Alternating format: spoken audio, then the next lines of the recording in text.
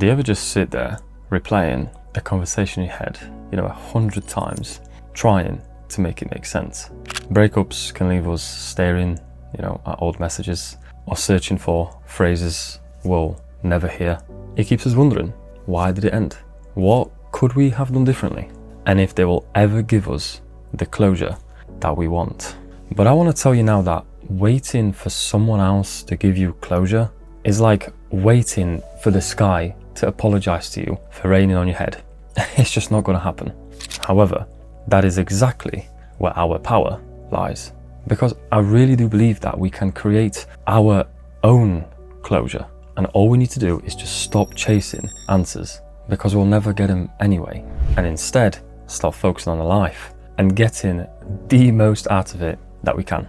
Firstly, we just need to face the reality. And that means accepting the chapter has ended, whether we like it or not. Because in reality, we don't actually have to like it. We just have to see it clearly. One of the easiest way to do this would be just to block them on all of your social medias and delete any forms of contact. This part of your story has come to an end. So treat it like one. Treat it like an end.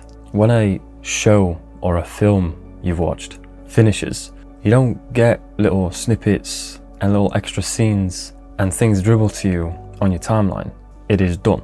Of course, with a show or a film, you can just rewatch it, but that's not my point here. The point is, once it's done, it's done. And if you need to stay in contact because of financial or parental reasons, then just a phone number is enough. You don't need to see what they're up to on the social media, who they're with, where they're going. The only thing you need is a form of contact. So a number, text messages, phone calls. That's it. Do not put it past more, because it will only end in a sour taste and negative feelings. Second, we do what we must. I'm going to call this the ritual that marks the shift. From you being in this story, transitioning into this one. This is where we just pick a day or an evening where we pack away the reminders. Things like their hoodie, your photos together, physical and digital ones, or a gift they've given you. We just get rid of it all. And you might be thinking, well, it wasn't even a bad breakup, and I actually quite like that band t-shirt they got me. And yeah, maybe so, but it signals to the mind that we're moving forward. Don't get me wrong, some of us will not need this step, and that's fine. However, at that time, our minds might be running in circles, constantly just thinking about that person. So sometimes it just has to be done. Obviously, take as long as you need. Everyone's timeline is going to be different. Everyone's healing process is going to be different. And it's never easy, whether it was a good or a bad breakup. But I do believe that the sooner you carry out this cleanse, the better. Because then you can get to the most important and final step of this process. And that is investing our energy correctly. Think of all the time you've spent analyzing and overthinking all of this. It's probably quite a lot, but that's understandable.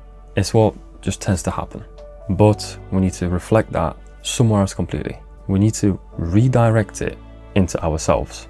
Movement, hobbies, learning something new, going to see the friends we've neglected for so long. To some, this may just sound like a distraction, but I don't think that it is. I think it's more about rebuilding yourself and your life, really. Because the chances are you're going to want to do the things you did before meeting that person, right? Because that's what you did for fun. That's what you did to kill time. That's what you did with your friends. You did all those things before that person. So there's nothing stopping you from going back to that. If you want to change that, that's fair enough. Maybe you want to find a different hobby. Maybe you're going to start up the gym now. That is entirely up to you. But now is the time to focus on yourself in any way that you see fit. So just reclaim it back. You've got the time now. You've got the energy now. You may actually have the finances now as well. There is literally nothing to lose, but potentially everything to gain. So focus on yourself once again. I remember a time where I thought closure was like a explanation, I suppose. You would ask, I would check my phone, kind of just hoping for a message that never came. Maybe a sorry, I don't know, just something, I suppose. Life kind of felt like it wasn't on pause in that moment. And then after some time, it just kind of hit me. The more of what I did of what I wanted to do, the less I was bothered about hearing from them or seeing anything about it. or even just anything remotely to do with it. I just focused on enjoying life, you know? Because the reality is, the world didn't change. Shit still has to move on. We still got bills to pay. And then that was that moment when something just shifted. I just kind of woke up feeling different one day. It was a bit random, actually, because it just happened. And it's not because they've given me peace, but because I felt like I claimed it myself. And that's kind of where it really got to me. Closure isn't something that just gets handed to you. It's just a door that we choose to close so we can walk through the next one. Creating your own closure isn't about pretending like it never happened, because it did. And it's a part of you now. Not the present you, but the old you. It's about accepting what's done is done. And now, well, now just carry on writing your story. You keep living life. You keep creating memories. And just focus on having a good time. After all, this is just the beginning to a new chapter, is it not?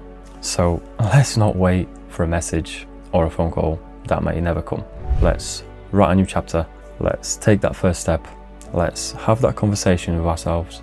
Because the moment we do, we stop being a side character in someone else's story. And instead, we become the main one of our own. And we all deserve a future that isn't tied by the past. And as always, I wish you the best of luck, and I will see you next week. Bye bye.